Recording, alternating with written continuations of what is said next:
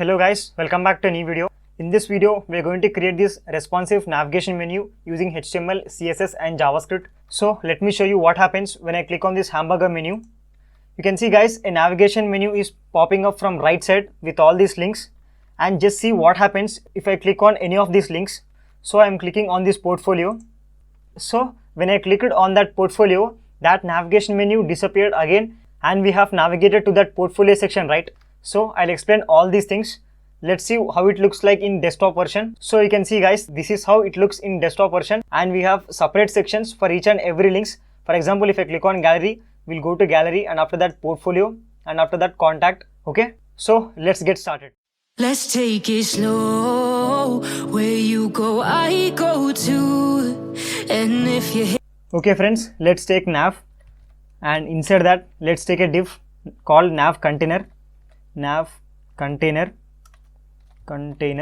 I'll tell you why we are taking this div. Here let's take h4 and write here colors. Okay, after that second thing is take ul and give it a class called navlinks, and inside that now just type li dot navlist and *3 greater than a dot nav item, and nav item inside the brackets write home. Okay, and press enter. That is cool, right? So to get this shortcut you have to install an extension, that is Emmet. So if you have not installed that, please install. Okay, and then you can able to get all these features and shortcuts. Okay, so let's close this and let's go back to our concept. Here actually we need to have one more link, so let's copy this immediately. I forgot to put one more link, so let's change the values here. Let's write home, and here let's write gallery, so gallery, and here let's write portfolio, and after that the last thing is contact. Okay, and here inside this let's write hash and then home, and after that actually let's keep this capital. Okay, after that gallery, and after that here portfolio, and here let's write contact. Okay, that's it. And after this ul we have to write something called burger, but we'll come back to this later. Okay, now let's go to CSS. So here you can see friends, I have imported Google fonts, that is Poppins. You can just go to Google and get this font, and you can use any weights. So here I have taken 100, 200, 300 and then 400. Okay, so just go to Google and get this Poppins Google font, and after that let's take universal selector, and inside this let's write margin 0, padding 0, and after that box sizing, border box. So by default HTML elements will get some margin and padding, so we are removing that initial padding and margin, and box sizing border box is just to get control over the size of element. Okay, so here let's write font family, and font family as Poppins, and after that sans serif. Okay, and after this let's write scroll behavior smooth. Okay, so with this property we can easily navigate from one section to another section smoothly. Okay, I'll show you that later. And here we need to remove 10, 10, and let's go to Google. So you can see guys, here we got our logo as well as all the links. So let's go back to CSS, and now let's take a and just remove text decoration none, and after that let's give it a color white, and after that let's select nav. Okay, now we are selecting this one. Okay, this nav, and inside this let's write background first. So background will be 111, and after that color as white, and after that width equal to 100 percentile. Okay, and position fixed, so it will be on the top, and after that let's write z index, that is 1000. Okay, or 100, anything. It just need to stay on top of all the sections. Okay, now let's see what we'll get. So you can see we got that black color in the background, we got these things in white color. So let's go back to CSS, and after the nav let's select li, and let's write here list style none, and after that let's take position relative, and I'll tell you why we are taking position relative here. After that, let's select nav container. Okay, nav container. Okay, now we are selecting this one, guys, nav container, and inside that let's write width as 80 percentile. First thing is width 80%, width as 80 percentile. That is very important. So here let's write margin 0 and then auto. Let's see once. So you can see now we got width as 80 percentile. That's why all the text is moved a bit from left side. So the reason I have taken nav container separate diff is because I want only content to get 80 percentile width, but background should be 100 percentile. That means entire nav should be in black color, but text should contain only 80 percentile width. So that's the reason. That is, you can see here we have taken a separate container and we have given 80% width to this and background color to this nav. Okay, so that's the reason. Now let's write here display flex, that is df, and after that justify content space between, and after that let's write align items center. After that let's take minimum height 10 viewport height. That's enough. Let's see. So now they are looking cool. Now let's go back to VS Code. Let's target that H4 and here let's write text transform uppercase, and after that letter spacing 3 pixels, and after that font size 20 pixels. Okay, let's see. So you can see that is looking really cool. Now let's target this nav links. So let's go back to VS Code and now let's write UL, and inside that first thing is let's take display flex, and after that justify content space around. After that align items center. Okay, that's cool. Now we need to give some space between them. So let's go back to VS Code and inside this li let's write margin left as 30 pixels. Okay, so this will solve our problem. So you can see, guys, they are perfectly in their position. Now we have to get that underline here below these links, and we have to give some letter spacing to these links also. So let's go back to CSS and here let's write ul li and then a, and here let's write letter spacing 2 pixels, and after that font size 14 pixels, and after that let's write font weight as normal, and after that let's see it once. So you can see, guys, we got some letter spacing. Now they are looking really cool, right? So let's go back to VS Code and here let's write ul li and then a hover position relative, and after that let's take again ul li and then a hover, and here let's write after. Okay, and here let's write position absolute. Okay, now what is mean by this? So friends, here the meaning of this is when we have a or anchor tag, what should happen or what is its after pseudo element. Okay, so here we are taking after pseudo element as underline. Okay, so we are creating that underline. That's why we have taken after pseudo element, and that is the reason here we have taken position relative. Okay, because this anchor tag is a child of this li, right? This li is a parent, right? So that's why we have given position relative for the parent, and after we have taken position absolute here. Okay, that is about after pseudo element. And now let's write content equal to nothing, and after that let's take width is 100 percentile, and oh sorry, here I have taken equal to, sorry, here just take colon, and after that height equal to 0.12 rem, and after that left equal to 0, and top is 2 rem, and after that background is white. So let's see what we'll get. So look at the links, guys. When I hover on them, we'll get that underline. So this is what we have created just now. This is the pseudo element of this link. Okay, so if I hover on them, we'll get that pseudo element with background color. So let's go back to CSS. Now here 2 rem is nothing but 32 pixels, guys. Okay, because 1 rem is equal to 16 pixels, right? Because HTML root font size is 16 pixel. and 16 into 2 32 pixel. Okay, and after that let's write dot active and again here let's write after. Okay, after after, and inside this just copy all these things again and paste them here. Okay, now what is this? So friends, this means to whatever link that contains this active class, okay, whatever the link item that contains this active class, we'll get this pseudo element. Okay, we'll get this after pseudo element. That's what we have created here, but we have not added active class to any link. We'll do that now. So let's go to Google. So you can see we are seeing nothing now. So let's go back to HTML, and here inside the anchor tag, just after this write active. Okay, active, and now let's go to Google. So we got that underline below this anchor tag home.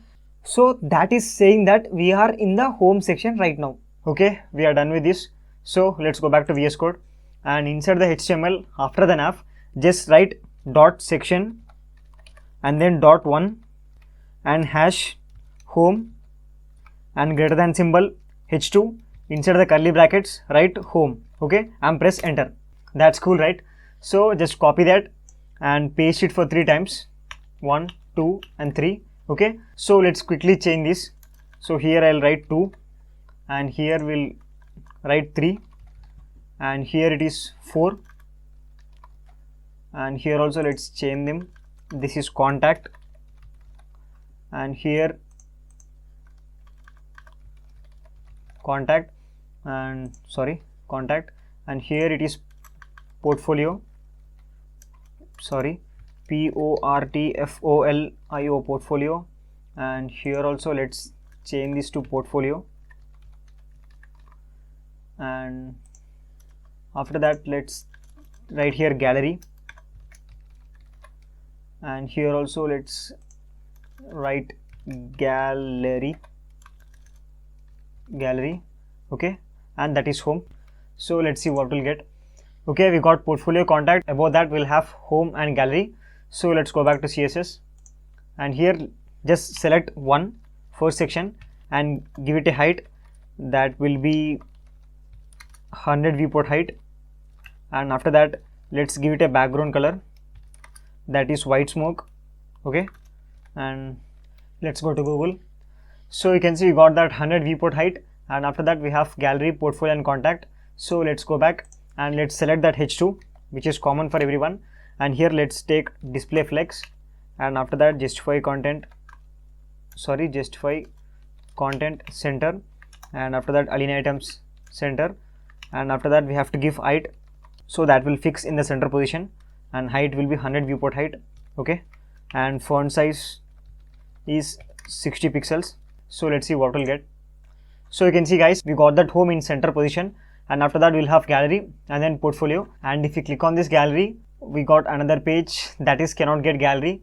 It means something is wrong. So let's go back here, and here we need to put ash. Okay, now if you press on gallery it will take us to gallery, and same portfolio and same with contact. Okay, and this smooth transaction is happening just because of this scroll behavior smooth. Okay, so for example let me comment this and I'll show you what happens without that.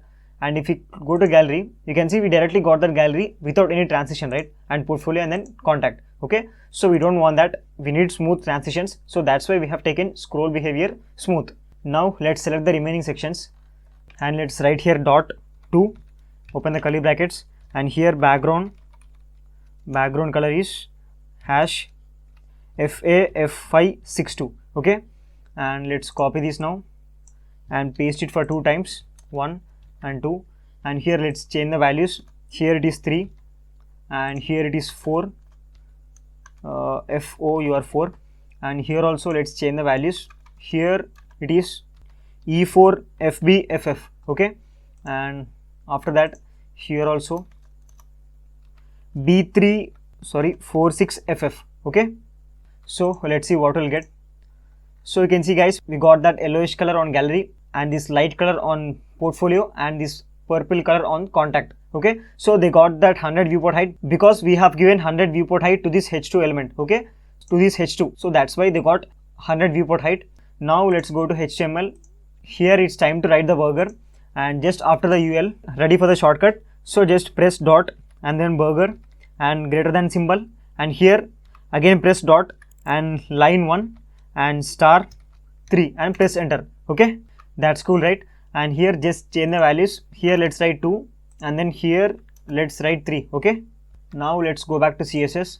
Here burger, and after that just take dot burger, and first thing is we have to write cursor pointer because we have to make that clickable, and after that just come down and here let's select dot burger and then div. Okay, so this applies to all divs that are inside the burger. So let's open the curly brackets. Here let's write width, and that will be 23 pixels, and height will be 2.5 pixels, or you can take anything. And here let's write background, and background is white smoke again, white smoke.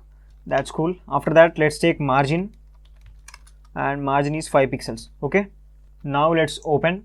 So you can see guys, we got that hamburger here. Now thing is we have to make this disappear in the desktop version, right? Because it should only appear in the mobile versions, no? So let's go back and insert this, just write display none. Okay, now by this that will disappear, and again we got the links in previous place. So let's go back. Now important step is let's take a media query and let's write here media and screen, and here let's write max width. Max width will be 768 pixels, so I'm taking 768 pixels and insert that, and this means whatever we write here, that styles will apply to the screen sizes that are equal to or less than 768 pixels. Okay, screens equal to or less than 768 pixels. Okay, that's it. Let's comment this and come out of that. First thing is body, and right here overflow hidden, overflow hex hidden, and I'll tell you why we are writing this overflow hex hidden. And after that let's select the nav links. Okay, dot nav links open, and nav links are nothing but this one, guys. Okay, here whatever the UL we have, we are selecting that UL part. Okay, so insert nav links. First thing is write position fixed, position is fixed. Okay, after that width is 60 percentile, we can take any width 60 percentile. Top 10 VH, because we have taken 10 viewport height for the navigation menu, that's why top 10 VH, and height is 90 viewport height, so total it will make 100 viewport height. And after that let's write minus 100 percentile. Here take background, and background is #111. Okay, and now actually let me show you what we are making. So here let's take this as 0 percentile. Okay, 0 percentile, and let's go back and here let's inspect this. So you can see guys, if we go to the mobile screens that is less than 768 pixels, we have taken position fixed and height 100 viewport height and background 111. This is 10 VH away from above. Okay, so that's why we are seeing this from this point. Okay, and now we need to give display flex to this. Okay, and flex direction column, so that they will appear one after another. And one more thing is we have to disappear it, so we have to make it disappear at first. Okay, that's why we are giving right minus 100 percentile. That means it is completely going to the right side. Okay, and when we press on this hamburger menu, right now we have taken it as display none, but when we press on hamburger menu, this should come from that right side. Okay, so that's the reason first we are making it as right minus 100 percentile. Okay, minus 100 percentile, and after that here let's write display flex and flex direction column, and after that align items center. Okay, and let's see that once again, but for that we have to change again to this 0. Let's write here 0, and if we go back, so now you can see guys, they are perfectly appeared one after another. Okay, and the last thing we have to do here is let's give it some z index. So here let's write z index as 1000, because that should stay on top of all sections, and here let's change this to minus 100. Okay, that's super cool. And last thing and most important thing is transition. Okay, and give it a transition as all and 0.5 seconds is. Okay, that's it, and let's come out of that. Here let's select burger and here let's write display block. Okay, now you'll see the magic. So if you go to Google, you can see in the mobile screens that hamburger menu is visible, right? So that's what we have done. And if we close this and go to desktop version, you can see that will be hidden and we got our links normal as usual. Okay, so let's inspect this again and let's go back to VS Code, and here let's take a separate class completely after the media query, and let's take it as nav and then show, and here let's write only, that is 0. Okay, so we have not added this class anywhere in the HTML, but we'll do that with JavaScript. We'll add that dynamically. So here why we have taken right 0, because at first navigation menu will be right minus 100 percentile, but when the user clicks on that hamburger menu, it will come to the 0th position. Okay, that's why we have taken separate class. Okay, now by this we are done with HTML and CSS. So let's go to app.js. So here first thing is we have to get the burger. Okay, so let's write here const bur, actually let's write here burger. Okay, and here let's write const burger burger equal to, and document dot query selector, and here let's write dot burger burger, and after that let's get ul. Okay, and for that let's write const, let's write here navlinks. Okay, let's take that name, and that will be equal to document dot query selector, and here let's write dot navlinks, and that's it.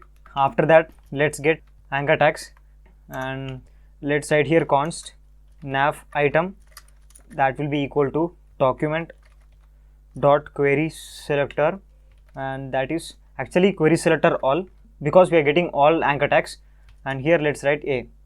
Let's close this. Now first thing is we have to add event listener function to the burger. Okay, so let's write here burger burger and dot add event listener, open parenthesis, and inside this we have to select click event.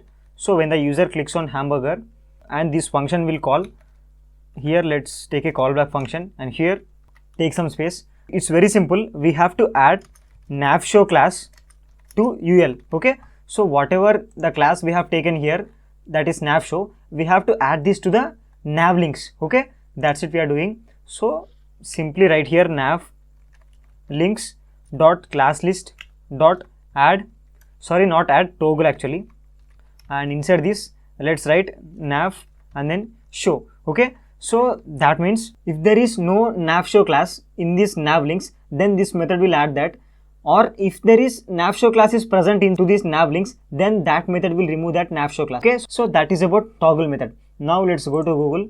So friends, here observe what happens when I click on this hamburger menu.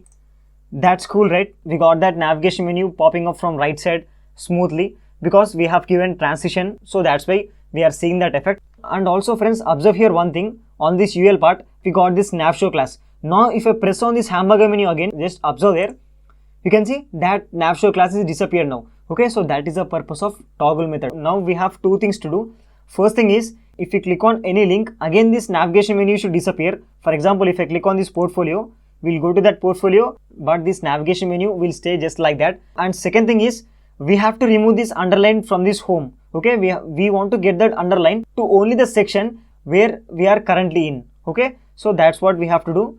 So let's go back to VS Code, and here let's come out of this function, and here let's take another function, and I'll call it as link action, and open the parenthesis, open the curly brackets. So first thing is, just add for each method to all the anchor tags. Okay, whatever the anchor tags we have selected, we are adding for each method to that. So let's write nav item dot for each, and here inside the function let's take an argument n, and inside the function write n dot class list dot remove active. Okay, and let's close this. Okay friends, let me tell you what happening here. First, we are adding for each method to all the anchor tags, and we are removing active class from them. Okay, but currently there is only one section, or there is only one link that contains active class, that is home, right? If you go to index.html, and here you can see we have only one element which contains active class, that is home. So first we are removing this class, active class, we are removing that, and next after that what we are doing is, we will write this dot class list dot add, active, and here let's write active. Okay, so now what is in by this? So first we are removing, and after immediately we are adding, but we are adding this active class to the element which user has clicked. Here this points to the link that user has just clicked. Okay, and I'll show you that. Here let's write console.log and this. Okay, I'll show you where that this is referencing. Okay, so let's close this. And now second thing is, we have second thing, right? Second thing is, when the user clicks on that link, first thing is we should get that underline. We have already did that. And second thing is, we have to remove that navigation menu, right? So for that, just write navlinks dot class list, again dot toggle, open the parenthesis, and inside this just write nav and then show. Sorry, nav and then show. Okay, that's it guys, we are done with the second thing. Okay, so let's close this. Let me come out of that, and here write nav item dot for each, and inside this let's take n, and function will be n dot add event listener, and the event is click. Okay, and let me close this, and here pass the function, okay, that is link action. Now let me tell you what happening here. First we are taking all the A elements, anchor tags, and we are passing for each method to that. Okay, inside the for each method, for each anchor tag we are adding an event listener, that is click event. That means to all these links we are adding event listeners, okay, one by one. And what happens is, every time user clicks on that link, this function will call. Okay, now what is this function? There are two things inside this function. First thing is underline will appear, and second thing is navigation menu will disappear. Okay, because we are toggling that nav show class, right? Actually give me 2 minutes guys, just 2 minutes. I'll just explain you what is this for each method. Okay, so let's simply take a students array. Okay, I'll write here students, that will be equal to right here John, and after that Smith, after that Smith, and after that right here Mary. Okay, that's it. Let's close this, and here write students dot for each, and open the curly brackets, and inside this let's take item, and here pass the callback function. Inside this let's write console.log hello space, and after that let's write here item. Okay, let's close this. Now let's go to console. So you can see guys, I got hello John, hello Smith, hello Mary. So that means what happening here is, for every element we are calling this function. Okay, for every element, for every item, this function is called once. Okay, and we got that hello and item is John, and second is hello and then item is Smith, and third is hello and then item is Mary. Okay, so just like that, here also we are adding for each method, and for every link we are adding event listener. When user clicks that any link, this function will call. Okay, like that it will work. Now let's see if it is working or not. So let's go to Google. So first thing is, if I press on this hamburger menu, we'll get that navigation menu, and if I press on this gallery, we have to get that underline, and this navigation menu should disappear. So let's do that. So you can see guys, we got that underline on gallery, and immediately that navigation menu is disappeared, right? Let me show you that again. So you can see we are currently in the gallery section. So we got underline to this gallery, and here underline is removed. Why? Because inside the function, our first task is we have to remove active class, and immediately second task is we have to add active class to this. What is this? So let me show you that. Here this is gallery. Okay, so always remember that here this means whatever the element that user is clicking currently. Okay, here we have passed for each method and added click event, right? So that's why whatever the link that user is clicking at that moment, so this will be referenced to that element. Okay, that's why here this is gallery, and if I press on portfolio, we got that portfolio, and again if I press on contact, we'll get that contact. Okay, so this is how it works. I hope you understood how to make this navigation menu. And here let me revise once again, just 2 minutes. First we have added event listener to burger, and after that we have taken a separate function. Inside that function, first thing is we have removed active class, and second thing is we have removed navshow class, that is function, and we are calling that function each time when user clicked on any link. Okay, so I hope you have learned something from this video. Guys, please consider subscribing. I'll see you in the next video. Thank you.